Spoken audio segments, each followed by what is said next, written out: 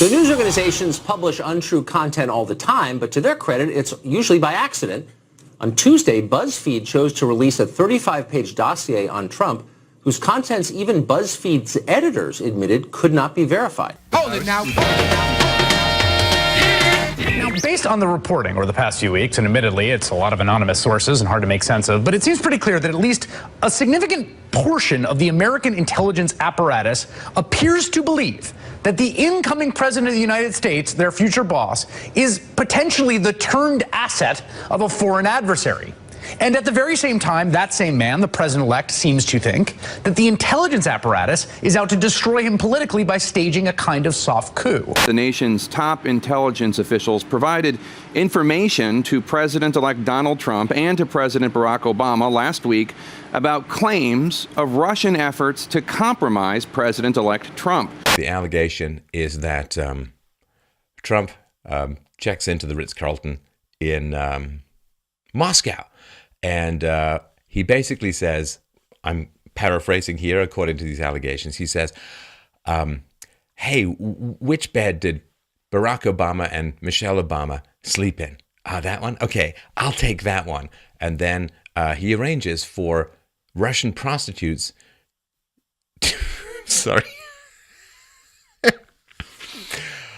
I have a master's degree. He arranges for Russian prostitutes to come in, I assume with water in their bellies, and to pee on the bed that President Obama and Michelle Obama slept on, because you see Trump is so full of hatred for them that he wants them subjected to rescue golden showers to piss play. This is kind of kinky, and I like that. Oh, that's it. Bathe the Stiffmeister. In a story that is getting more surreal by the moment, a post on 4chan now, and there's a link reference to, claims that the infamous, quote, golden shower scene, we'll get to that in a moment, in the unverified 35-page dossier allegedly compiled by a British intelligence officer was a hoax and fabricated by a member of the chat board as, quote, fan fiction, then sent to Rick Wilson, who proceeded to send it to the CIA, who then put it in their official classified intelligence report on the election. The 35-page report was provided by opposition research to Trump rivals and Hillary Clinton supporters.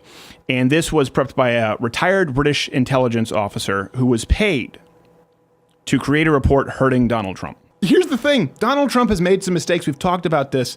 The media has, they're just, and Scott, our producer, they just keep giving him these gifts. You know, the Russia thing, they maybe were able to tie it together. They could have perhaps run with the story that Donald Trump is flagrantly disregarding the intel community. Rick Santorum made the brilliant point that he's not, that he's at war with heads of intelligence committees, not intelligence agencies themselves. And you can see that, right? The left was furious with Comey. It's not like it's exclusive to the right. Sometimes you have people who are in positions of authority and you have a problem with it. The left could have run with that and said that Donald Trump does have a problem with people in the CIA, doesn't believe the briefings. We find this irresponsible. You would have gotten more. You would have made more traction with that.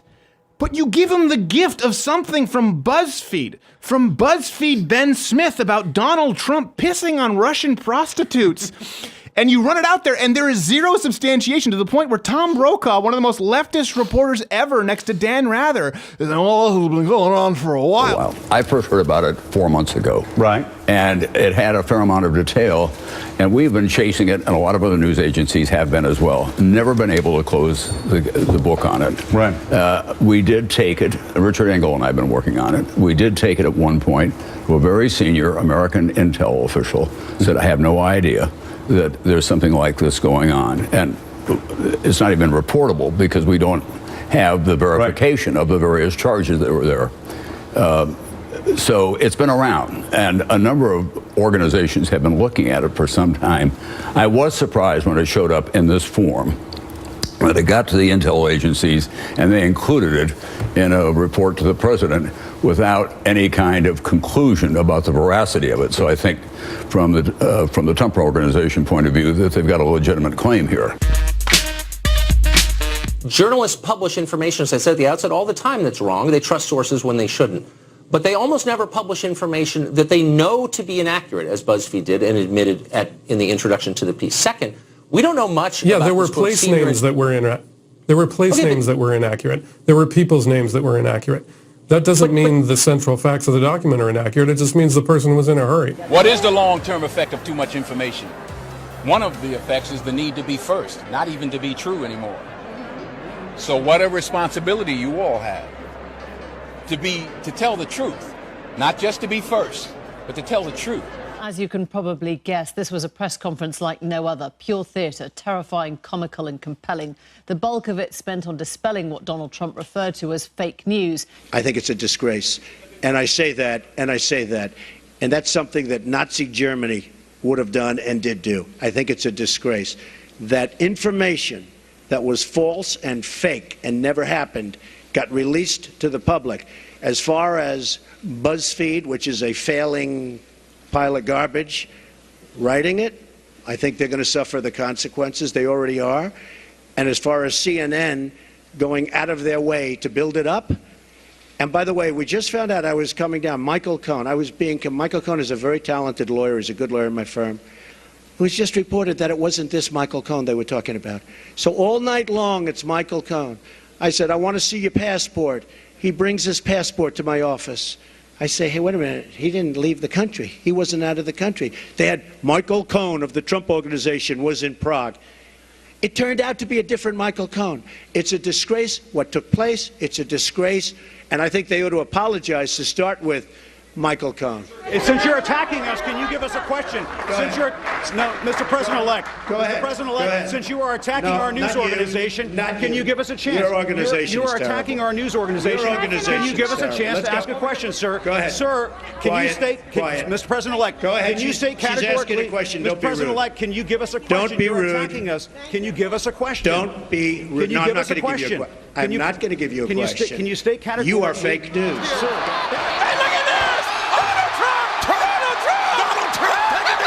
When the CNN reporter, Jim Acosta, tried to ask a question, he wouldn't let him ask a question because of criticizing his organization. So, this was a situation I think was pretty perilous for any politician to have had a story like that come out, to be dealing with it in a few hours, and he dealt with it with some real confidence and certainty. It doesn't mean that story's going away, but I thought he was pretty effective in answering the questions about him just, the morning after these stories had surfaced. Look, CNN is trying to argue that they've got the most fingers in the leper colony. At the end of the day, they're still propagandists and lepers. Donald Trump rightly called CNN fake news. The President-elect of the United States rightly calling CNN, and by extension, all mainstream American news organizations, fake news. They make Alex Jones look like Walter Cronkite. This is a truly historic moment in the news business. How far we've come from Edward R. Murrow to the Tapper, this fella Tapper over at CNN, who is just a ridiculously over-the-top propagandist and slimeball. Yeah, it's irresponsible to put uncorroborated information on the internet. And 1,000 other mainstream media, from CNN to here's the Miami Herald, to even the New York Times, who wouldn't cover the story directly themselves because it's too gross and stupid and obviously false even then. But now they can back into it. They can cover the story by saying, well, we would never report on these lies, but BuzzFeed did, so now we can report on their reporting and say all the salacious things we want to say and just put it on BuzzFeed, of course.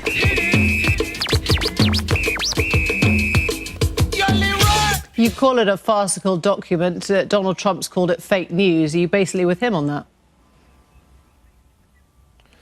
Well, I don't know if it's fake or real. I say that it's farcical because, for one thing, at the time it was disclosed, it was not only anonymous in terms of who wrote it. It's now been, the person has been identified. It was someone who was being paid by Democratic operatives to dig up dirt on Hillary Clinton. But the more important part of the document is there's no evidence for any of the claims. It's all based on what anonymous people allegedly told him. So it's impossible to evaluate whether or not these claims are true, which is why no journalistic organization was willing to touch it despite the efforts made to get people to publish it. But hang on a sec, it was taken seriously by the CIA, by the Central Intelligence Agency. Doesn't that elevate it above gossip?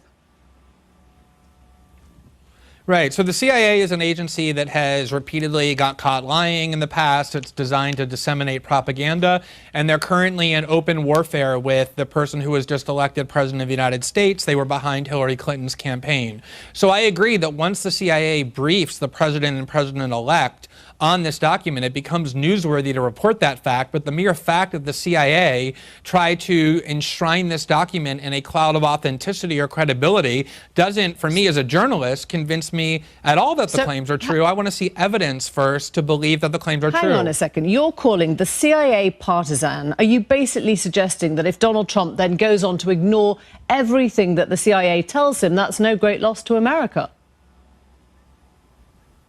No, I didn't say anything even remotely like that. What I said was that the CIA... Well, you suggested that the CIA was partisan, that it was pitted against the president-elect.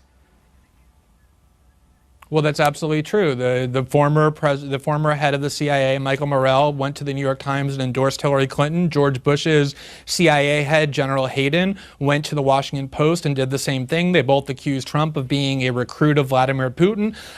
So in that case, they were in agreement with Hillary Clinton's view. Whatever they tell him now, he would have to take with a pinch of salt because he would see them as a partisan organization. Is that what you're essentially suggesting?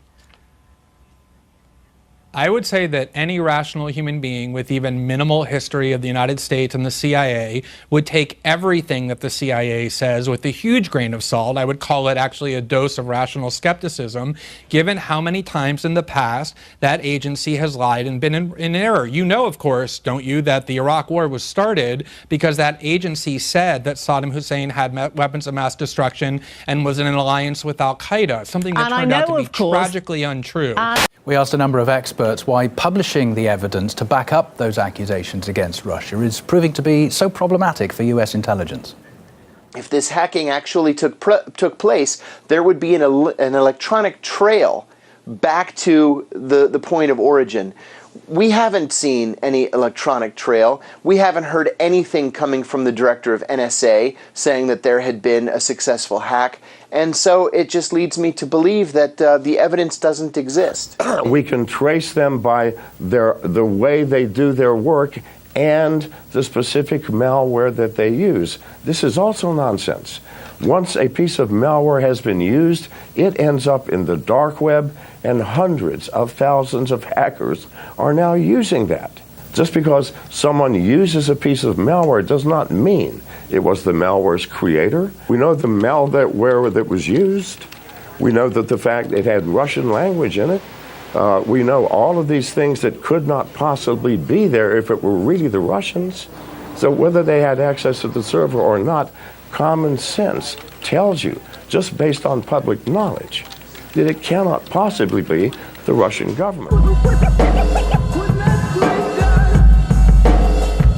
Unverified claims that no reader has any way of verifying. I have no idea what is or isn't real about what they put up. And yet, if you looked online last night, if you looked on social media, this stuff was spreading as accepted fact like wildfire. Yeah. This was more on the left. This happens on the left and it happens on the right. And I heard that in the president's speech last night. And I know a lot of people on the left online were saying, yeah, see, he's going after Republicans, he's going after fake news. But I thought last night was a demonstration, too, of how the left can also have an appetite for this stuff because they want it to be true. Something does not feel right. We all go to our own corners.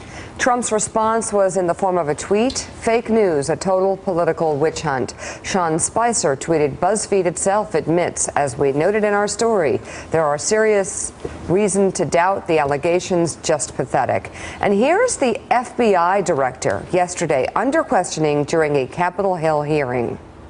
The Russian foreign minister was quoted in various news reports saying that the Russians had had contacts with people associated with the Trump campaign. My question for you, Director Comey, is, has the FBI investigated these reported relationships? And if so, what are the agency's findings? Thank you, Senator. I would never comment on investigations, whether we have one or not, in an open forum like this. So I really can't answer it one way or another. Mr. Comey, did you answer Senator Wyden's question that there is an investigation underway as to connections between either the political campaigns and the Russians? I didn't say one way or another. Especially in a public forum, we never confirm or deny a pending investigation. I'm not saying the irony of your making that statement here. I cannot avoid, but I'll move on. Well, we sometimes think differently about closed investigations. But he asked me if I had any pending investigations, and we're not going to talk about that.